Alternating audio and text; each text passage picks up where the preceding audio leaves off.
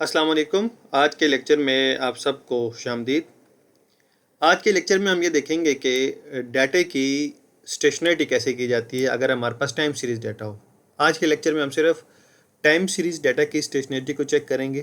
फिर आने वाले लेक्चर्स के अंदर हम पहले ये सीखेंगे कि पैनल डाटा होता क्या है, पैनल डाटा बनाया कैसे जाता है, और फिर हम देखेंगे कि पैनल डाटा की स्टेशनरिटी कैसे चेक की जाती है। तो आज हम ये देखेंगे कि टाइम सीरीज़ डाटा की स्टेशनरिटी कैसे चेक करनी है, क्योंकि कोई भी इकोनोमेट्रिक एस्टिमेशन करने से पहले ये ज़रूरी है कि ये चेक कर लिया जाए कि आपका डाटा स्टेशनरी है या नहीं, लेवल पर है, फर्स्ट डिफरेंस पर है या सेकंड डिफरेंस पर है। फिर उसके मुताबिक हम ये फ़ैसला करते हैं कि हम लोगों ने कौन सी इकोनोमेट्रिक्स टेक्निक यूज़ करनी है जो हमारे डाटे के हिसाब से रिलायबल है, जिससे हमारे पास रिजल्ट्स अच्छे आएंगे। वो OLS हो सकती है, वो ARDL हो सकता है, वो वार मॉडल हो सकता है, और वो जोहानसन को इंटीग्रेशन हो सकता है, वो कोई भी टेस्ट हो सकता है।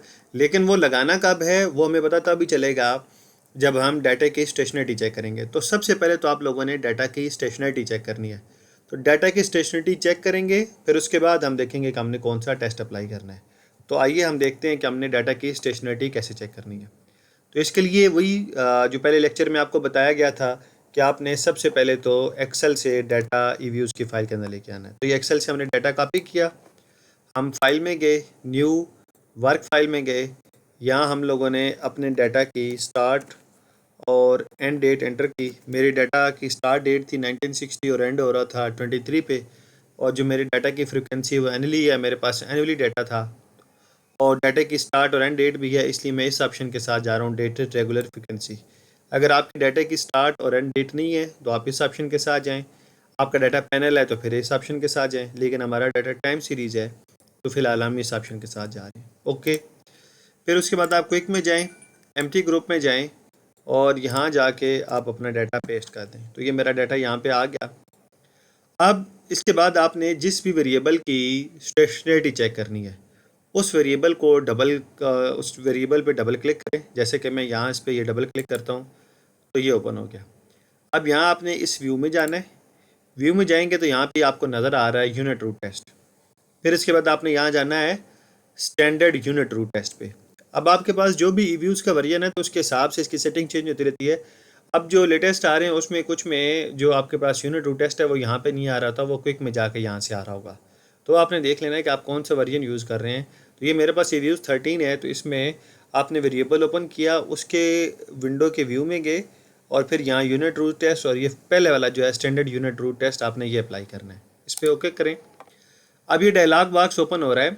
इसमें ये 3 ऑप्शन होते हैं कि आया आप अपने वेरिएबल को लेवल पे चेक करना चाह रहे हैं, उसकी स्टेशनरिटी फर्स्ट डिफरेंस पे चेक करना चाह रहे हैं या सेकंड डिफरेंस पे, और ये नीचे पूछ रहा है कि इंटरसेप्ट को आपने इंक्लूड करना है, ट्रेंड एंड इंटरसेप्ट के साथ करना है या नन के साथ करना है। तो बाय डिफ़ॉल्ट हम सबसे पहले इंटरसेप्ट के साथ चेक कर देते हैं, और यहाँ इसको लेवल पे चेक करेंगे कि लेवल पे स्टेशनरिटी है या नहीं। और यहाँ पे आपने लैग्स कितनी लेनी है, और लैग्स की सिलेक्शन का क्राइटेरिया क्या है कि आप इनमें से कौन सा लेना चाह रहे हैं। तो जो बाय डिफ़ॉल्ट है हम उसी के साथ जाते हैं, और बाय जो लैग है हम उन्हीं के साथ फ़िलहाल देखते हैं कि जो बाय डिफ़ॉल्ट ऑप्शन है उस पर हमारा वेरिएबल स्टेशनरिटी होता है या नहीं। तो इसके बाद आपने ये ओके करना है, तो ये रिज़ल्ट्स आ जाएंगे आपके पास। अब हमें कैसे पता चले कि हमारा डाटा में स्टेशनरिटी है या नहीं। तो इसके लिए सबसे पहले हम उसकी नल और अल्टरनेटिव हाइपोथेसिस लिखेंगे। यहाँ मैं लिख रहा हूँ, ये चूँकि कमांड विंडो है और मैं यहाँ पे वैसे टाइप करके लिख सकता हूँ कुछ भी। तो जो इसकी H0 यानी कि नल हाइपोथेसिस है, नल हाइपोथेसिस ये होती है कि डाटा और सीरीज इज़ नॉट स्टेशनरी, और इसकी जो अल्टरनेटिव हाइपोथेसिस बनेगी H1, वो H1 आपके पास ये है कि डाटा और सीरीज इज़ स्टेशनरी। अब आपने हाइपोथेसिस को रिजेक्ट कब करना है और एक्सेप्ट कब करना है, उसका डिसीजन आप इस प्रोबेबिलिटी वैल्यू को देख के करेंगे।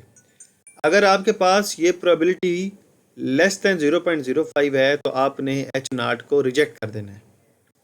अगर आपके पास ये प्रोबेबिलिटी वैल्यू ग्रेटर दैन 0.05 है तो आपने H0 को एक्सेप्ट कर लेना है। या मैं लिख देता हूँ कि if the P value is less than 0.05 then reject H0. If P value is greater than 0.05 then accept H naught। तो आप ये देखें जो मेरे पास अभी इस टाइम रिजल्ट आए हैं इसमें प्रोबेबिलिटी की वैल्यू ग्रेटर देन 0.05 है। इसका मतलब मुझे इस H naught को एक्सेप्ट करना पड़ेगा और H naught को एक्सेप्ट करने का मतलब ये है कि मेरा डाटा स्टेशनरी नहीं है, स्टेशनरिटी नहीं है। और किस पे नहीं है? लेवल पर स्टेशनरिटी नहीं है, लेवल पर इसकी स्टेशनरी नहीं है। तो अब हम इसको फर्स्ट डिफरेंस पे चेक करेंगे कि आया फर्स्ट डिफरेंस लेने के ऊपर ये डाटा स्टेशनरिटी में कन्वर्ट होता है कि नहीं। तो व्यू में जाएंगे, अगेन यूनिट रूट पे जाएंगे, स्टैंडर्ड यूनिट रूट टेस्ट। अब हम इसको लेवल की बजाय फर्स्ट डिफरेंस पर चेक करेंगे और फिर ओके करेंगे। तो अगेन इसकी ये अभी भी जो प्रोबेबिलिटी वैल्यू है वो ग्रेटर देन 0.05 है। ग्रेटर देन 0.05 हो तो हमने H naught को एक्सेप्ट करना है और H naught है डाटा इज़ नॉट स्टेशनरी। तो इसका मतलब ये है कि ये वेरिएबल स्टिल अभी पे ही H फर्स्ट डिफरेंस के ऊपर स्टेशनरी नहीं हुआ। अब हम दोबारा व्यू में जाएंगे, यूनिट रूट टेस्ट अप्लाई करेंगे। अब हम इसको सेकंड डिफरेंस पर देखेंगे। अब मैंने जैसे इसको सेकंड डिफरेंस पर किया तो अब आप ये देखेंगे इसकी प्रोबेबिलिटी वैल्यू 0.000 हो गई है। अब इसका मतलब ये है कि ये लेस देन 0.05 है तो हम H naught को क्या कर देंगे? रिजेक्ट करेंगे और H1 को एक्सेप्ट करेंगे, क्योंकि यहाँ लिखा हुआ है कि if the probability value is less than 0.05 reject H naught। ये 0.05 से लेस है तो हम H naught को रिजेक्ट करेंगे और H1 को एक्सेप्ट करेंगे। इसका मतलब ये है कि ये वाला जो पर्टिकुलर वेरिएबल था GDP वो हमारा यहाँ पे ऊपर देखें, यहाँ टाइटल में लिखा हुआ भी आ रहा होता है GDP, ये सेकंड डिफरेंस पे जाके स्टेशनरी हो गया। तो इस तरीके से आप अपने किसी भी वेरिएबल की स्टेशनरिटी चेक कर सकते हैं। और अगर ये सेकंड डिफरेंस पर भी ना आ रहा हो तो फिर हमारे पास क्या ऑप्शन आती हैं, हम यहाँ से इसको ट्रेंड एंड इंटरसेप्ट पे भी चेक कर लेते हैं। इसकी लैग्स को लैग्स को इंक्रीज़ या डिक्रीज़ करके भी हम देख लेते होते हैं कि हो सकता है ये फर्स्ट डिफरेंस पर ही आ जाए।